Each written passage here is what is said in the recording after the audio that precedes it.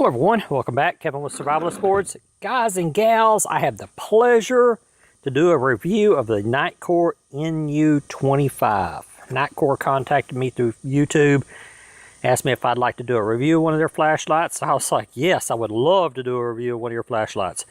And guys, I am a full disclosure reviewer. Y'all know that, people who have seen my reviews know that, as I fully disclose the relationship between people such as Nitecore and myself. And people that do the reviews and do not disclose that are not ethical reviewers. So what y'all see is what I see.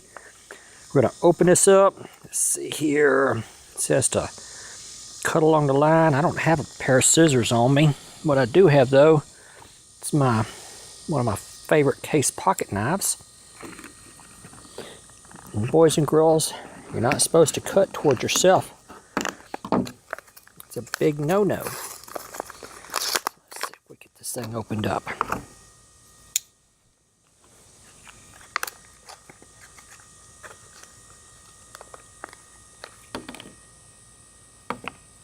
Wow, that is light, guys. That is like super light. Weighs almost nothing. USB charger. We know that from previous experience that whenever these USB ports are on the outside like that, it's a way for water to get in. So these type of flashlights are not submersible. You can submerge them for a minute or so, but eventually it will start leaking around there and then leaking around the port, which is not a big deal. Just cannot take it scuba diving. Let's see how much this thing weighs.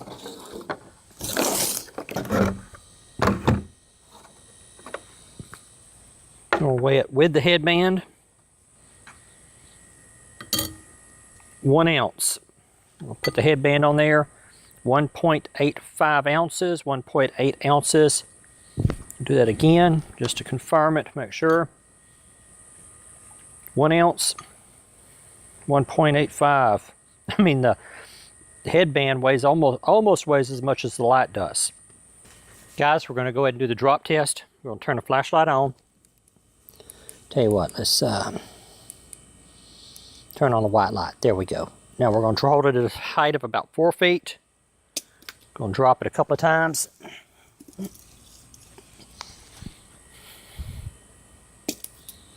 Let's see if it changes settings, turns off anything the such. Okay, 3. Let's drop it one more time, guys. One more time. Okay. Looks like it did not change settings, did not turn itself off, which is exactly what we wanted. Now we're going to charge it up, fully charge it, and then we're going to take it out for some nighttime pictures.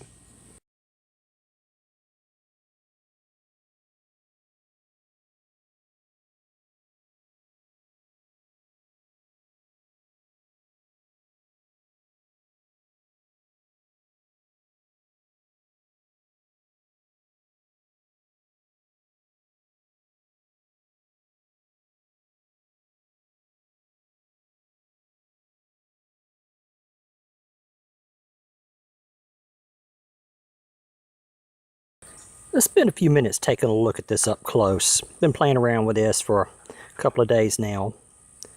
The power button right there, a little power indicator, that's for the white light. And whenever I first started using a flashlight, it's got that nice solid click to it.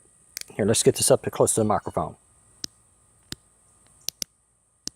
So it's got a nice solid click to it to adjust the setting. So whenever you set it on a setting, or whenever you set it at an angle, I mean, it's going to stay there. It's going to stay there. Whenever I first started playing around with the light, I'd turn it on, and then I would cycle through, and then it would turn off. And I was like, well, that's not very good. I don't want to have to cycle through all the brightness settings just to turn it back off. But then I was playing around with it, and you hold down the red button, and it turns it off. The little red light over there. But the reverse is not true. If you turn on the red, and then... So the red button over here acts kind of like a off button. So you push that down, set it on the brightness that you want, hold it down, turn it off, select the brightness that you want, hold the red down, turn it off. So on, off, which it took me a little bit playing around with that. And just like a consumer, just want to get it, play around with it, and kind of read the directions a little bit, see if I can figure it out.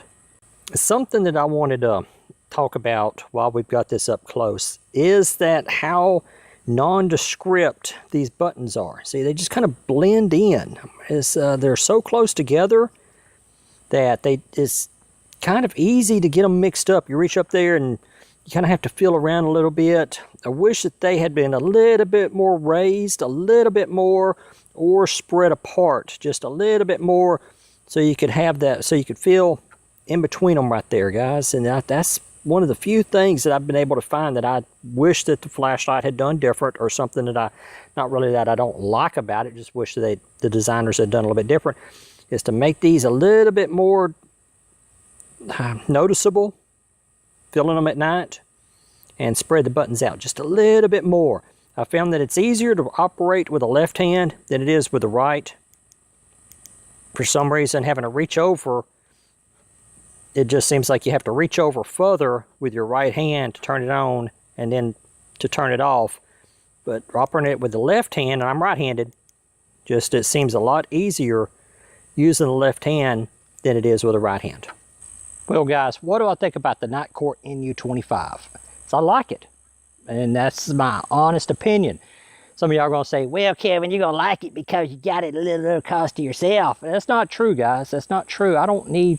I get emails, several emails weekly of companies asking me to do videos for their stuff. And 90% of them I don't even reply to.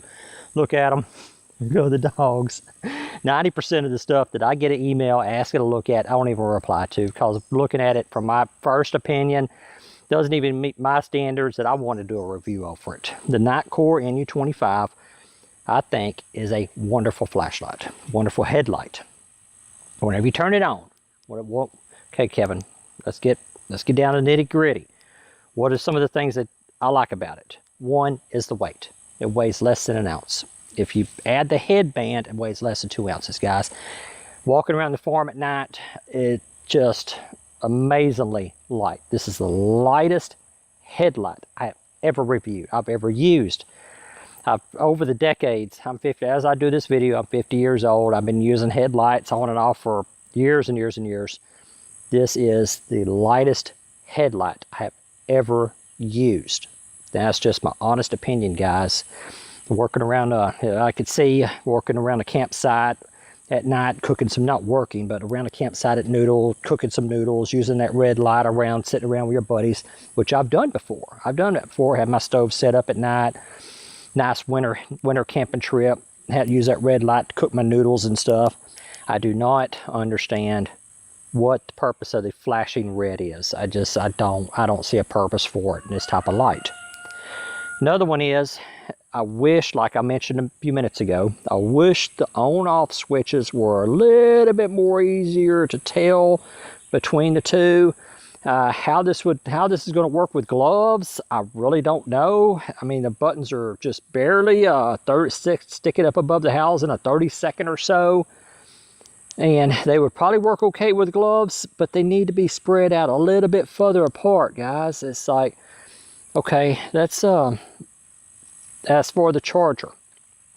USB charger is wonderful, absolutely wonderful. Love the idea of being able to take this out on a camping site, use my solar charger, plug it in the solar charger or a USB portable charger, a little portable battery pack, and charging this while on a camping trip. Love that idea. Rather than having to carry extra AA or AAA batteries. It's that take your little solar panel, or you're out on a camping site for a few days, take your solar panel or take your battery pack, plug this in, let it recharge, you're good to go. You don't have to pack extra AA or AAA batteries. Bright. Oh, as for the brightness, it's wonderfully bright. Wonderfully bright. What pictures that I inserted into the video, I mean, this light is bright, and that's one of the things I like about it.